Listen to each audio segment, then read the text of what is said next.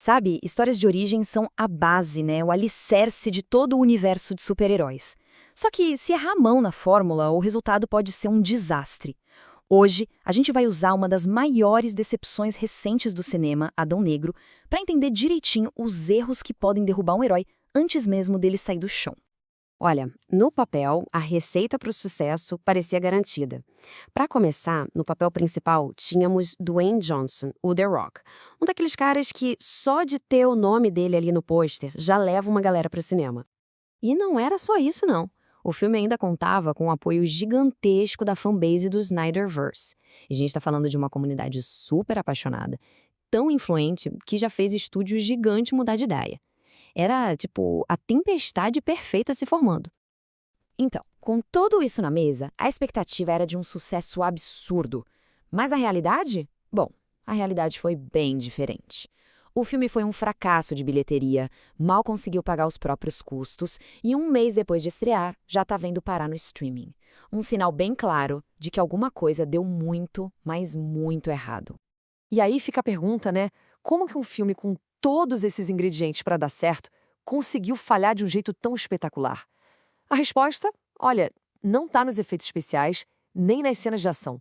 Está na estrutura, na base da história. Adão Negro fracassou porque, como um filme de origem, ele cai nas armadilhas mais clássicas do gênero. São aqueles erros fundamentais que acabam afetando o herói, a trama e principalmente o vilão. Bora desconstruir cada um deles. Vamos começar com a primeira falha, que é gravíssima. Um protagonista que não age, que não está no controle da própria história. Para pra pensar. Durante o filme inteiro, o Adão Negro só reage. Alguém ataca ele e ele revida. Ameaça uma família que ajuda ele defende. Ele não tem um objetivo, um desejo que venha dele, sabe? Ele é basicamente um passageiro no próprio filme, só esperando o roteiro dizer qual é a próxima parada. E o contraste fica gritante quando a gente compara com um herói ativo, como o Homem-Aranha. O Peter Parker não fica esperando a vida acontecer. Ele faz a vida acontecer. Ele vai testar os poderes, ele tenta usar as habilidades para ganhar dinheiro, ele tenta conquistar a garota que ele ama. As ações dele têm consequências e são elas que movem a história para frente. Essa frase é o exemplo perfeito disso. É uma escolha ativa e bem egoísta do Peter. Mas é uma escolha que define o personagem e que gera a maior consequência da vida dele, a morte do tio Ben.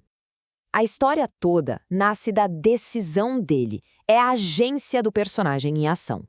No fim das contas, a lição é bem clara. A força física de um herói não vale de nada se a força de vontade dele for fraca. Para a gente se importar com o personagem, ele precisa ser o motor da história, não só a carga que a história carrega.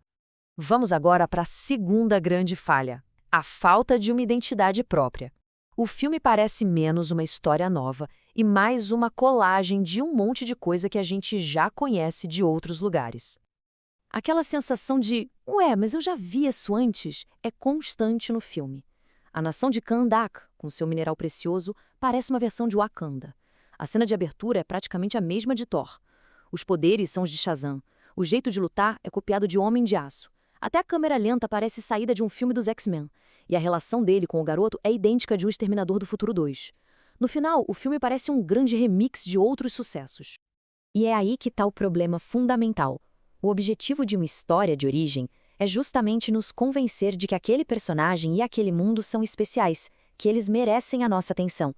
Se tudo que o filme oferece é uma versão requintada de outras coisas, ele falha em justificar a própria existência. E, finalmente, a gente chega na terceira falha, que talvez seja a mais fatal de todas. Um vilão que é só uma nota de rodapé na história do herói. Vamos definir o que é um vilão nota de rodapé. É aquele personagem cuja única razão de existir no filme é dar ao herói alguém para bater. Ele não tem vida própria, não tem dilemas, não tem uma história que prenda a nossa atenção. O plano do vilão de Adão Negro é tão genérico que parece um checklist de como ser um vilão clichê. Achar a coroa, pegar o poder, virar rei. Tá, mas por quê? A gente não sabe nada da vida dele, dos perrengues dele, do que realmente o motiva. Ele só tá ali pra ser um obstáculo.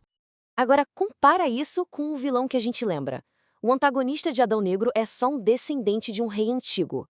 Já no Homem-Aranha, o Norman Osborn é um empresário, um cientista, um pai que está lutando para salvar a empresa dele. Ele tem uma vida e uma história que existem com ou sem o Peter Parker, e é isso que o torna tão fascinante.